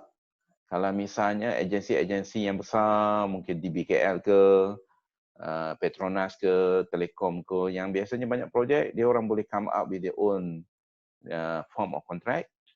Lepas tu sebab dia orang ni bukanlah kerajaan, dia ada their own authority. Lepas tu FIDIC. FIDIC ni lah international contract based on US. Kalau di UK pula kita ada satu dipanggil JCT kalau tak silap saya. Itu yang UK based lah, yang digunakan secara international juga. Yang JKR 203 tu, Malaysia ni sebenarnya banyak tiru UK punya style contract lah. Dulu pun UK pun sama juga, dia gunakan clauses yang lebih kurang sama je. Okay. Jadi yang saya tick tadi, inilah clauses yang ada di dalam butiran suatu kontrak. Okay, cuma tinggal lagi bila kita nak mentadbirkan kontrak, isu dia akan berlaku berkaitan dengan item-item ni lah kebiasaannya. Pemilikan tapak. Jadi dia akan timbul persoalan. Bila boleh kontraktor tu memiliki tapak, lepas tu kalau misalnya lewat memiliki tapak macam mana. Semua isu berdasarkan kontrak tu ialah benda yang sering timbul lah semasa pembinaan. Okey, kemudian kita tengok dia punya timeline itu. Kata kalau kita tengok contoh kontrak tu ialah 24 bulan. Ni dipanggil 24 bulan. Okey. CPC. PC itu maksudnya practical completion. Practical completion ni ialah 24 bulan. Katakanlah projek ni 24 bulan. Okey, lepas tu bayaran pendahuluan, advance payment. Jadi advance payment ni diamalkan oleh kerajaan sahaja, dan biasanya advance payment tu dibayar di awal projek. Adalah dia punya kuantum dia berapa banyak, tetapi advance payment tu akan dipotong balik daripada progress payment of contractor tadi sebanyak beberapa bulan lah untuk sebagai bayaran balik kepada pihak klien. Cuma di dalam public punya kontrak, private punya kontrak, dia tak adalah advance payment. Okay. Jadi advance payment ni, dengan adanya advance payment, nanti dia akan mempengaruhi cara kita kira dalam kita punya cash flow. Topik cash flow dalam buku nombor 3 part 3 nanti. Jadi dia akan ada lah. Jadi bagaimana cash flow, bagaimana advance payment ni akan mempengaruhi kita punya cash flow. Cash flow ni maksudnya duit keluar masuk lah setiap bulan. Okay. Alright, then selepas practical completion, dia akan ada dipanggil tempoh tanggungan kecacatan ataupun dipanggil DLP, Defect Liability Period. Contohnya 12 bulan. Okay. Contoh 12 bulan. Kita kalau beli barang-barang produk bagai, kita ada warranty kan, kita beli handphone ke ada warranty, kereta pun ada warranty. Tapi construction pun ada warranty dia. Ada warranty untuk construction, ada warranty untuk design. Kalau tak silap saya, design 5 tahun kot. Kalau construction mungkin setahun. It depend on project tersebut. Okay. Jadi 1 tahun ni sebenarnya kalau di amalan di negara-negara barat ni, kenapa dia jadi macam tu? Kerana dia nak melalui proses cuaca dalam 1 tahun. Kita tengok apa berlaku dalam 1 tahun, kan ada musim winter lah, musim fall, spring, summer. Jadi mungkin kalau misalnya di negara tertentu, summer ni hujan tak turun langsung. Jadi kalau kita tak, mana kita nak tahu kita punya structure tadi boleh menahan benda tu tadi kan? Dia tak melalui tempoh yang sesuai. Itu contohnya lah. Okey, lepas tu defect liability period ni 1 tahun, lepas tu dia ada pula masa tambahan ni. Making good of defect. C itu maksudnya certificate lah. Making good of defect ada lagi 3 bulan diberi masa. 3 bulan tu pun kalau misalnya hujung-hujung dia akan ada joint inspection, tak boleh pun ada lagi masa tambahan. Lepas tu pun ada few days lagi lah. Then only perakuan muktamad. Perakuan muktamad ni maksudnya dia punya final account. Jadi sebab itulah kita tengok time frame ni, kontraktor ni bila dia buat satu projek, dia kena ada modal. Sebab apa? Kita tengok dia punya duit dia akan get stuck lah, duit dia. Sampai sini baru final account akan being release. Jadi kemungkinan besar dia buat projek-projek ni, keuntungan dia tu dia tak dapat lagi pun. Dia hanya dapat dekat di hujung ni sebab dia being hold kerana nak menempuh masa-masa yang di LP dah dan sebagainya. Okay. Jadi sebab tu bila dia dapat duit tak boleh enjoy lagi ya, sebab itu hanya dia boleh cover the cost. Okay. Alright. So kita nak lihat contoh beberapa perkara dululah. Contohnya kalau kita tengok ni pihak yang berkontrak. Di antara kerajaan dengan kontraktor utama adanya ikatan. Ni ikatan lah. Lepas tu di antara kontraktor pula. Kontraktor juga akan berkontrak dengan pihak bank, dengan insurans, dengan kontrak dengan pekerja, dengan subkon, supplier. Lagi banyaklah dia punya interaction dia. Okay. Lepas tu kalau kita tengok kerajaan ni pun ada dia punya PP. PP ni ialah pegawai penguasa. Ataupun dalam bahasa Inggeris kita sebut superintendent officer lah. Dalam private punya sektor dia tak adalah SO, dia cuma ada RE. Itu pun dah mencukupi lah. Okey, kita tengok bilakah ikatan kontrak bermula. Okey, biasanya iklan tender, lepas tu kontraktor beli dokumen, masuk peti tender, lepas tu ni ada tender evaluation kalau dalam kerajaan punya kontrak lah. Ini kita bagi contoh dalam kerajaan punya procurement. Sebab kita dah sebut sebelum ni, dalam saya punya video sebelum ni, kerajaan ni merupakan salah satu kita panggil klien yang besar. Sebab 50 hingga 60 bilion ringgit setiap tahun dikeluarkan oleh kerajaan untuk construction punya projek. Manakala sebahagian lagi ialah private sector lah. Private sector mungkin lebih sikit lah. Okay. Alright. Then, ikatan kontrak, nampak tak? Ikatan kontrak ni sebenarnya telah pun wujud bila dia dah decide pemenang. Bila dah pemenang tu diumumkan, dah wujud ikatan kontrak. Cuma tinggal lagi ikatan kontrak tu tidak di-sign secara rasmi.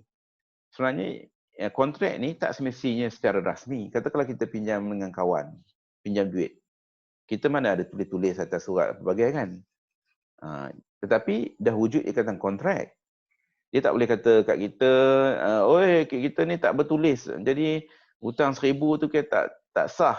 Oh tak boleh. Cuma tinggal lagi dalam zaman sekarang ni, kita pun orang pun kita tak boleh nak ni, tambah pula construction ni. Dalam construction orang pergi dan masuk dan keluar kita pun tak tahu siapa-siapa. Jadi orang tu mungkin berubah. Jadi kalau kita tak nyatakan dalam bentuk tulisan, nanti orang tu pun dah tak bekerja dengan syarikat kita, macam mana kita nak trace. Jadi semua benda has to be written for the sake of tujuan pembayaran dan sebagainya lah. Tapi tak semestinya secara bertulis. Tak bertulis pun dia jadi legal sebenarnya. Okay, then lepas tu dia akan keluarkan SST. SST ni ialah LA lah, Letter of Acceptance. Tidak setuju. Ada pula tidak setuju. Nampak tak? Dia ada implikasi. Gantung pendaftaran, tindakan undang-undang ataupun blacklisted. Dalam government biasanya dia blacklisted. Sebab dia tender ni satu benda yang bukan main-main. Dia melibatkan banyak pihak, effort, masa dan tenaga dan sebagainya nak go through the process. Tiba-tiba bila dapat, tak jadi ambil. Mungkin tersilap agaknya, kira-kira kita letak harga rendah. Okey, jadi bila setuju tu, kembalikan surat setuju terima, lepas tu pihak penguasa daripada kerajaan akan endorse whatever lah, and then baru boleh mula kerja. Okay, itu dia punya proses tadilah. Jadi for sure lah kontraktor nanti akan timbul bila dia nak masuk, dapat access to the site. Okay, ada halangan-halangan atau tidak, kerja-kerja meroboh. Sepatutnya, ini yang jadi isu, sepatutnya pihak klien tadi, dia dah clearkan all the things. Tak payah lagi nak memeningkan kepala kontraktor bila nak masuk satu site, banyak halangan. Rupanya duit pampasan ini tak bayar, orang tak lagi masuk site. Sedangkan itu bukan kerja kontraktor. Okay. Klien kena pastikanlah dia selesai. Alright. Kemudian, bila kita nak memulakan projek, bila dah dapat sebagai pemenang tadi, sebenarnya kita tak boleh nak masuk, nak mula, memanglah mungkin orang nak mula as soon as possible, dapat duit, tutuplah punya projek tu, tapi dia ada banyak perkara-perkara lain lagi yang perlu. Contohnya, dia nak kena pastikan bond, dia panggil performance bond. Okay, bond pelaksanaan, performance bond, jaminan. Okay, apa itu jaminan bank? Bukan jaminan bank, kan? Bond pelaksanaan ni maksudnya dia nak jamin kontraktor tadi siapkan kerja sampai habis. Kalau dia tak siapkan kerja separuh jalan, boleh dia nak belah-belah lah, tapi duit dia tu ada didepositkan, sama ada kepada klien ke ataupun dalam bentuk jaminan-jaminan bank. Okey, jadi bond pelaksanaan ni maksudnya kita simple term kita panggil macam deposit lah. Apa-apa benda kita nak buat sekarang ni kan, beli barang pun kadang-kadang kita kena bayar deposit supaya dia ada komitmen kat situ. Kalau misalnya tak ni, deposit tak dikembalikan dan sebagainya lah. Tapi yang kita punya ni biasanya memanglah dikembalikan, tapi dia boleh dipotong. Potong-potong tertentu berdasarkan banyak benda yang tak settle nanti kemudian lah. Okey, katakanlah kontraktor tadi dia ada duit. Dengan duit dia tersebut dia boleh bagi pada klien lah berapa amount yang klien tu nak kan, dalam berapa persen.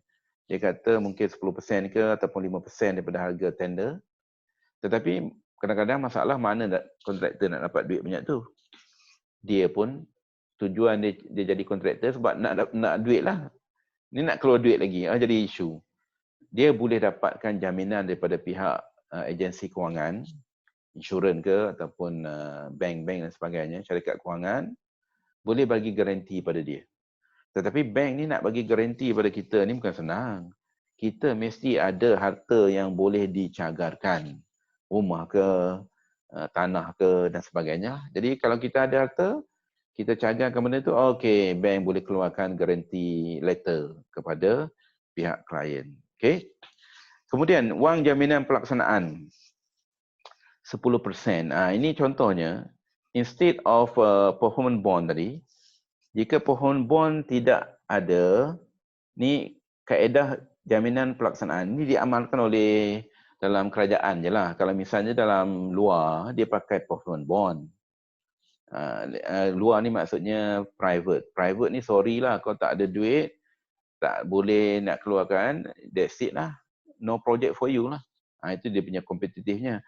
Tapi kita ni dalam kerajaan ni maksudnya kadang-kadang kita nak accommodate orang kontraktor itu ini dan sebagainya. Jadi tak ada bond, boleh bond pelaksanaan pun boleh, tetapi kita akan tolak daripada progress payment sikit-sikit. Macam tu pun boleh. Asalkan projek tu boleh start. Sebab kaedahnya kalau tak ada bond pelaksanaan tak boleh start kerja. As simple as that. Okey, lepas tu pula apa lagi ni? Ini yang kedua pula ialah polisi insurans. Polisi insurans pun kena. Polisi insurans ni maksudnya dia ada beberapa polisi insurans yang kita kena ambil. Satu lagi ialah polisi insurans untuk kerja. Work insurance. Maksudnya apa-apa kerja kita, kontraktor tersebut yang kat tapak tu katakanlah berlakunya runtuhan ke, berlakunya macam-macam lah benda-benda yang itu, dia akan being covered by insurance. Lepas tu, insurans kepada pekerja. Itu ialah workers insurance pun kena ada. Lepas tu, insurans kepada kita panggil orang, public liability, orang awam. Katakanlah kita buat kerja di kawasan bandar. Jadi kawasan bandar tu di sekelilingnya orang lalu lalang di luar. Katakanlah apa benda jatuh kena kepada public. Jadi ada insurans. Jadi insurans tu kena ada. Jadi work insurance, public liability insurance untuk cover orang awam ataupun visitor dan sebagainya. Dan yang paling penting sekali ialah pekerja kita pun kena cover lah. Jadi pekerja kita ni kita boleh kalau misalnya orang tempatan kita boleh guna SOCSO. Kalau orang luar tak pakai SOCSO dia kena ambil insurans, company kena ambil insurans daripada luar lah. Kita tengok contoh risiko yang dilindungi oleh kerja. Nampak tak? Dia ada kebakaran, letupan, ribut petir, taufan, banjir, tanah menurun. Ni landslide lah. tangki radas, apa benda radas, paip pecah dan melimpah, kapal udara ataupun benda jatuh lah, kerusuhan dan kekacauan awam. Pun termasuk. Okey. Peperangan, ini ada benda yang tak masuk, ada benda yang tak masuk. Jadi ini kadang-kadang bila berlaku darurat dan sebagainya, kalau lawyer-lawyer ni dia sukalah dia tengok ayat-ayat ni mana yang ni dan sebagainya. Okey. Amount diinsurankan maksudnya harga kontrak termasuk amount lebihan ni adalah contingency kita panggil. Tempoh dia tempoh siap kerja.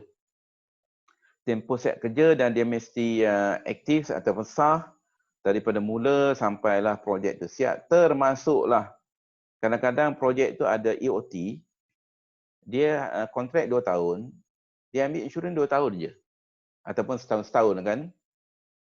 Tiba-tiba dia ada OT, projek tu jadi setengah tambahan lagi setengah tahun. Sedangkan dia punya insurans dah habis. Itu kadang-kadang dia terlepas pandang. Dia kena renew di insurans. Kalau tidak berlaku apa-apa selepas 2 tahun tu, jenuhlah dia nak cover. Okey, itu ialah insurans. Itu ialah dia punya coverage dia, kamu boleh baca. Apa lagi? Dan ada juga yang dipanggil all risk insurance. Jadi instead of dapat ambil satu-satu insurans, ada insurans yang dia cover ketiga sekali. 3 in 1 lah kita kata. SOCSO ialah untuk insurans pekerja. Jadi yang ini pun pekerja yang menerima gaji 3,000, yang ni rasanya dah revise. Slide ni agak a few years. Sekarang ni dah 4,000 kan 4,500 tak silap saya lah, dia dah revise. Okey. Ini contoh tempoh insurans tadi, insurans kerja. Insurans kerja semasa kerja tu berlangsung 2 tahun. Tapi insurans tanggungan awam, nampak? Insurans tanggungan awam ni lama ni sampai dah kita panggil defect liability period habis. Okey. Jadi bukanlah semata-mata during construction. Dan performance bond nanti. Performance bond lagi.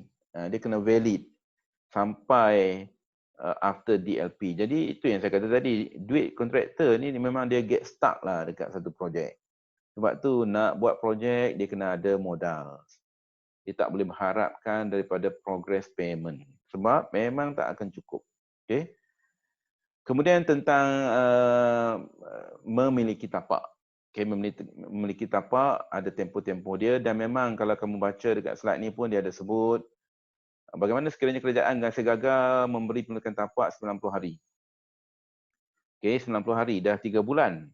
Nak masuk tapak tak boleh lagi. Banyak ada benda tak settle bagi pihak klien lah. Jadi keputusan kontraktor bersetuju untuk meneruskan kontrak tapi tidak dibenarkan menuntut kerugian. Nampak? Jadi sebab itulah kalau kamu lihat tentang tender ataupun kontrak lah, kontrak tu ada JKR, ada PAM, semua jenis kontrak ni, kod mana pun dia akan berat sebelah kepada klien. Jadi sebab itulah pihak CIDB, dia buat satu kontrak yang dipanggil CIDB form of contract tersebut. Sebenarnya dia nak bagi balance lah di antara kedua belah pihak ni. Taklah berat sebelah. Tetapi whatever it is, biasanya kalau kita klien kerajaan, kenapa nak guna CIDB punya, dia akan guna JKR yang dia biasa dah. Begitu juga dengan public, dia akan guna PAM. Jadi kod mana pun pusing-pusing kod situ juga. Okey, menamatkan pengambilan kerja kontraktor tanpa menjejaskan hak kontraktor. Jadi kontraktor boleh tarik diri lah tapi tak boleh nak buat tuntutan rugi dan sebagainya. Jadi itu contohlah. Kalau sebab masalah tunggu lama sangat. Tunggu bila nak start tak tahu. Okey, PP. PP ni ataupun kita panggil SO. SO. Superintendent Officer. Kalau istilah dia lah. Superintendent Officer ni biasanya ialah orang yang senior di JKR ke GPS ke agensi pelaksana kerajaan. Dia akan dilantik sebagai orang yang paling berkuasa sekali dalam projek tersebut. Okay. Dan banyak dia punya kuasa dia. Contohnya melibatkan kita panggil isu nak certify claim lah, isu delay lah, payment lah, berbagai benda tu basically ialah kuasa mutlak dia. Okay. Jadi peranan ni banyak lah. Okay, saya tak nak go into the detail. Okay, apa lagi? kebajikan dan keselamatan pekerja. Kontraktor memanglah dia kita panggil welfare of the workers. Jadi workers ni kalau misalnya di hujung-hujung projek katakanlah dia nak buat closing of account kata ada workers yang komplain yang kontraktor tak bayar pada dia, gaji dia dan sebagainya. Sebenarnya pihak klien, pihak kerajaan dia boleh ambil berapa banyak yang claim tersebutlah, claim yang kontrak yang pekerja kata dia tak dapat gaji, dia boleh ambil maksudnya daripada akaun kontraktor dan bayar direct kepada si pekerja tadi. Itu contoh, okey. Jadi menjadi tanggungjawab kontraktor dan sebagainya untuk kebajikan pekerja, termasuklah gaji-gaji, pempasan dan sebagainya. Bukan saja-saja gitu. Sebab semua bayaran yang diterima oleh kontraktor di tapak bina tu sebenarnya belong to the client. Okay, projek tu belong to the client. Semua duit yang dapat tu ialah duit client. Okay, lepas tu PP ni semua very detail. Nak menguruskan projek. Okay, kita pergi kepada contohlah. Ini dia punya starting tu memanglah dia kena naikkan apa-apa benda, signage lah, holding board dan sebagainya. Lepas tu within the first 2 week tu dia ada kena submit contohnya beberapa perkara yang perlu dapat kelulusan, okay, sama ada majlis ke ataupun pihak konsultan ke dan sebagainya. Biasanya dia akan sediakan layout plan di mana kedudukan dia, jalan keluar masuk, itu pun memang nak kena dapat kelulusan tertentulah. Okay. Lepas tu apa lagi? Kalau kita tengok antaranya proses meluluskan perancangan kerja kontraktor. Dia biasanya yang antara benda-benda awal ni ialah ini dia. Kita panggil apa? Work program. Okay, within the first 2 weeks. Kenapa dia nak kena submit work program? Masa tender pun dia kena buat work program juga. Itu untuk tujuan tender. Tambahan pula sekarang ni dia dapat projek. Dia kena betul-betul lah come up with a proper work program. Kerana work program ni akan menjadi KPI. KPI daripada segi apa? Daripada segi progress of financial, progress of physical, semua duduk dekat situ. Kita boleh nampak. Jadi sebab itulah dia nak kena submit dan kalau misalnya klien setuju, okeylah. Kalau tidak, klien suruh revise balik. Kemudian within 2 weeks lagi dia kena come up with the revision dan daripada situ yang kita akan agree on the baseline. Okay, baseline. Okay, itu ialah CPM. Sampel dan juga mockup. Kadang-kadang ada bahagian-bahagian tertentu dalam pembinaan ni dia nak mockup. Kalau misalnya satu bangunan tu dia ada finishing pelik-pelik sikit, mungkin dia nak kena buat mockup dulu. Tetapi kalau setakat bangunan biasa je, biasanya tak, we do not go into that thing lah. Kalau di luar negara tu ada, sebab dia pakai banyak masonry. Masonry ni bukanlah batu bata, dia batu granite dan sebagainya, dia ada architectural punya finishing. Benda tu dia nak kena buat sampel dulu. Mungkin dalam drawing satu hal, in reality satu hal lagi. Okay. Lepas tu kerja-kerja penyeliaan, okay, carta penyeliaan. Okay. Jadi yang the rest of the slide ni basically ditunjukkan construction activities lah. Jadi kamu yang dekat space ni mungkin dah well versed lah tentang itu. Okey, kemudian tentang arahan pindaan. Okey, arahan. Variation order. VO, kita panggil VO. Jadi VO ni sentiasa akan berlaku. Mana-mana projek pun tak kira macam mana ke. Sebab itulah kita panggil design ni berdasarkan on paper. Tapi in reality ni we never know.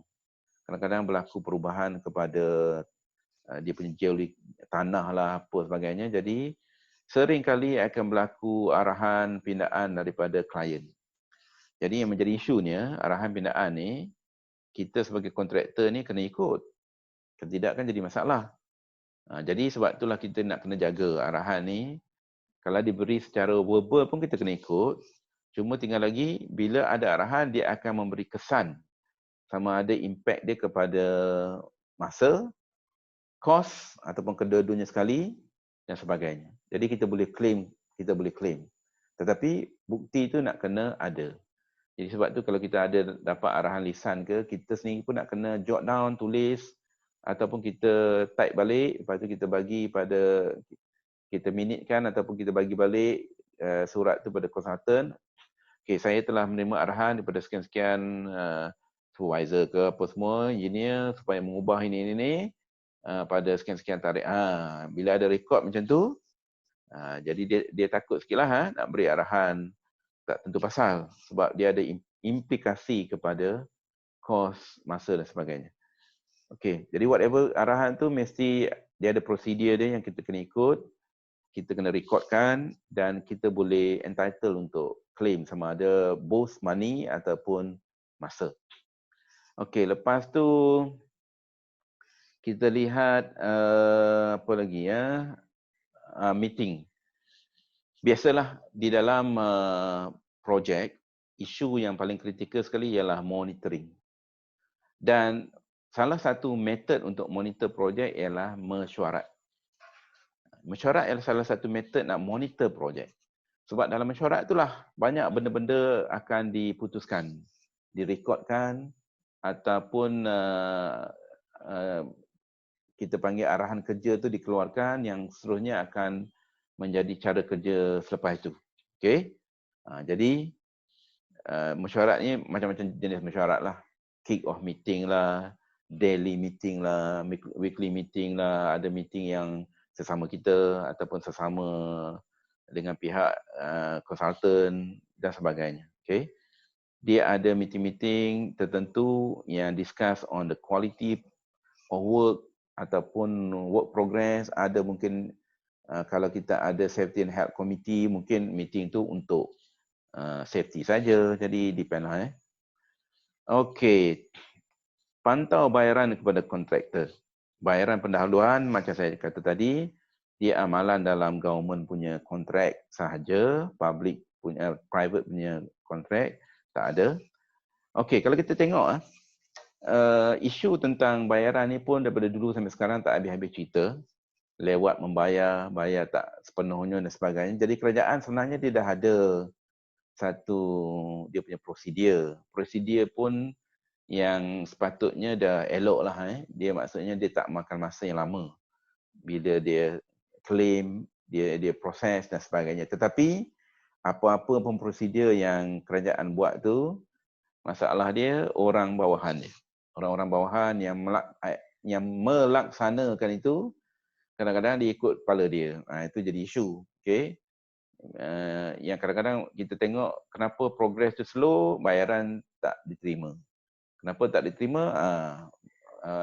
Lewat proses. Jadi macam-macam dia punya cerita dia. Okay. Alright. Jadi kemudian kita ada nominated subcontractor dan juga nominated kita panggil supplier. Okay. Nominated subcon, nominated supplier ni, mereka ni berkaitan nominated by the client. Jadi bayaran dia boleh dibayar terus kepada akaun mereka. Dulu-dulu dibayar melalui kontraktor sebab mereka ni bekerja dengan kontraktor. Tetapi kontraktor tu kadang-kadang pusing duit pula dah. Dapat duit, dia buat lambat bayar pada pihak-pihak tu yang menyebabkan progres kerja tu terlewat. Okey, ini dipanggil PC. PC ni ialah prime cost yang dirujuk kepada kos. Ini contoh PC lah. PC dirujuk kepada kerja kontraktor yang dilantik. Okay. Kontraktor ataupun subkontraktor ataupun nominated supplier yang dilantik. Yang kontraktor tu boleh letakkan ialah dia punya management fees. Okay. Management fees ataupun services. Layanan tu ialah services. Dia ambil untung kat situ je lah. Kerana duit yang itu akan dibayar directly kepada nominated subcon ataupun nominated supplier. Okey, isu delay. Okey, delay dan juga lanjutan masa. Lanjutan masa ni ialah EOT. Delay ni ada pelbagai jenis delay.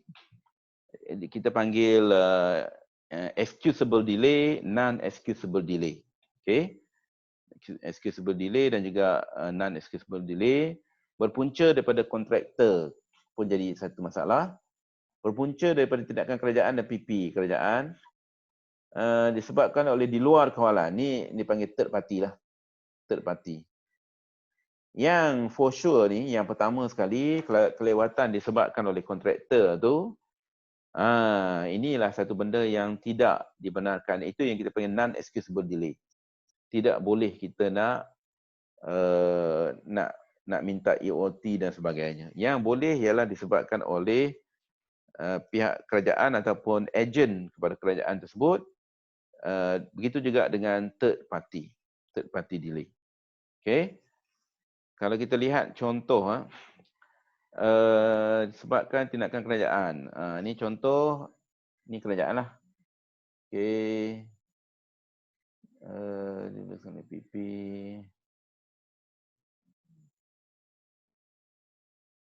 Alright, kalau kita tengok contoh arahan berbangkit, arahan perubahan kerja, kontraktor tidak menerima surat ataupun lewat menerima satu arahan. Ini pun disebabkan oleh pihak kerajaan juga. Ini akses memanglah tapak tak diberi nak start kerja macam mana. Disebabkan artisan tukang-tukang. Jadi yang itu, dalam clause JKR memang ada artisan. Artisan ni, apa benda artisan ni? Contoh klasik ialah projek di Putrajaya. Projek Putrajaya ni menggunakan ada architecture tertentu yang mereka orang-orang ni datang daripada negara-negara Kazakhstan lah, Turkmenistan dan benda tu, itu dipanggil artis. Jadi orang-orang macam ni, dia buat kerja dia tak boleh laju-laju. Dia nature dia kerja slow. Jadi kadang-kadang semua depend on that thing. Jadi yang itu dibolehkan. Okey, lepas tu di luar kawalan ni third party tadi. Third party, kalau kita tengok force major, cuaca buruk. Disebabkan oleh satu kejadian luar jangka, kebakaran. Kontraktor tidak banyak mendapat bahan binaan. Ini contoh macam COVID ni. COVID ni masuk dalam kategori ni lah semua. Dia boleh jadi force major pun ada, tapi dia lebih kepada arahan kerajaan lah. Okay. Force major ni ada kat sini. Mana force major? Where is the example of force major? Rasanya ada ni. Okay, ada kat mana? Tak tahu, tak jumpa. Okay. Okay, force major ni macam bencana alam dan sebagainya lah. Okay, sekarang ni kita basically pun dalam kategori tersebut. Okay, kalau kita tengok cuaca buruk. Kalau kita kata hujan. Hujan tiap-tiap hari contohnya kan. Menyebabkan kita tak boleh nak buat kerja. Hujan ni, adakah dia cuaca luar biasa? Tiap-tiap hari hujan di Malaysia contohnya kan. Jadi kita kena tengok annual rainfall. Kalau misalnya, sebab tu bila kita nak ambil satu projek, banyak sebenarnya data yang kita kena refer. Annual rainfall di tempat tersebut berapa? Kalau dia within dia punya range, nasiblah kita buat kerja, kita kena bulan 11 ke, 12 ke memang hujan. Tapi sepatutnya kalau kita dapat projek tu setahun, kita dah kena fikir dah sebenarnya projek kita bukan 1 tahun. Mungkin 10 bulan je ataupun 9 bulan je. Jadi kita kena buat work program kita within that ni. Yang lain-lain tu ialah waktu-waktu hujan lah, waktu cuti lah sebagainya. Jadi itu contohlah. Kecuali kalau misalnya negara kita tiba-tiba datang snow ke, tiba-tiba snow ni pun menjadi masalah kita nak buat kerja, nak beli baju sejuk lagi, nak macam-macam lah. Jadi itu mungkin clear cut lah cuaca yang luar biasa. Okay. Alright. Lepas tu kita ada okay, lanjutan masa. Jadi for sure lah bila dah ada reason disebabkan oleh klien dan juga wakil kerajaan, klien ataupun third party tadi, kita pun bolehlah minta EOT, tetapi EOT ni bukanlah katakanlah kita kena COVID 1 bulan, kita minta 1 bulan. Kerajaan, dia tak jadi macam tu. Dia basically, dia lihat kepada kita punya CPM. On critical activity. Critical activity ataupun critical path. Kalau misalnya delay itu berlaku pada aktiviti yang tak critical, maksudnya kita ada masa lagi untuk catch up. Jadi kemungkinan besar tak dapat pun. Jadi sebab itulah EOT ni dia ada method of calculation dia, dan dia kita kena buat delay analysis, and then baru kita tahu quantum dia. Memanglah kontraktor ni kalau boleh dia nak minta banyak. Mana klien pula dia akan bagi seboleh-bolehnya, nak bagi sikit. Jadi timbul perbalahan kat situ. Kemudian satu lagi, isu tentang lanjutan masa ni, kita kena berhati-hati di dalam clause kontrak. Bila berlaku kelewatan saja, kita kena notify, dipanggil notification kepada klien yang kita dah mengalami kelewatan akibat daripada third party ataupun klien punya arahan dan sebagainya. Kita kena notification. Kadang-kadang berlaku bila kita nak claim kemudian, jadi klien tu kata kalau klien ni jenis ikut clause you tengok you tak bagi notification, sudah. Dia ada juga yang main kat situ. Sama juga macam isu yang COVID ni. Jadi walaupun kita kata semua orang tahu yang COVID ni MCO dia pada tarikh, no, dia dalam kontrak, kita nak kena itu yang fulfilling the contractual obligation tu. Satu benda yang kita kena buat walaupun mungkin semua orang tahu, tapi sistem dia memang macam tu. Okay, we need to notify. Kemudian yang seterusnya tentang penamatan pengambilan kerja kontraktor. Nampak tak isu bankrupt, insolvent, mungkir janji, mungkir ni maksudnya breach lah. Tadi kita dah sebut dah dalam kontrak tadi kan. Dia bankrupt pun dia boleh jadi. Tiba-tiba dia naik mahkamah, syarikat ni bankrupt. Jadi dia ada point untuk menamatkan kerja kontrak tersebut. Dia mati pun boleh juga. Dia mati ke ataupun kena stroke ke whatever. Dan bila nak menamatkan kerja kontraktor, contohnya kemungkinan tadi, breach ni menggantungkan kerja seluruh kerja. Kata kalau COVID ni 2 bulan, dia sambil bersambung 3 bulan lagi. Saja-saja, kalau misalnya saja-sajalah mungkin dia nak cuti lama ke. Kalau misalnya ada reason, okey lah mungkin pekerja semua dah balik Indonesia, nak cari pekerja baru ke, itu okey lah. Tapi kalau saja-saja tak bekerja, site tu close. Okey, itu contoh lah. Gagal mula kerja 2 minggu selepas tarikh milik tapak. Itu contoh dalam kes tidak berupaya. Okey, orang suruh start, dia tak start lagi. Lepas tu tindakan sebelum penamatan dan sebagainya. Jadi nampak tak?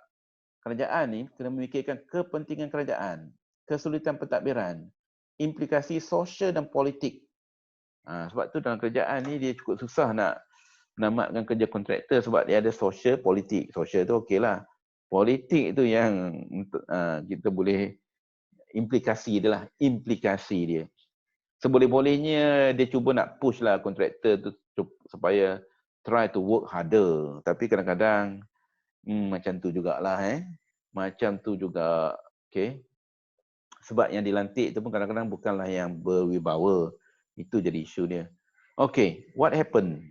Sebenarnya proses nak menamatkan kerja kontraktor bukan just simply dah ada poin-poin yang kukuh tadi terus tamat. Tak, dia ada proses dia, notis-notis dia.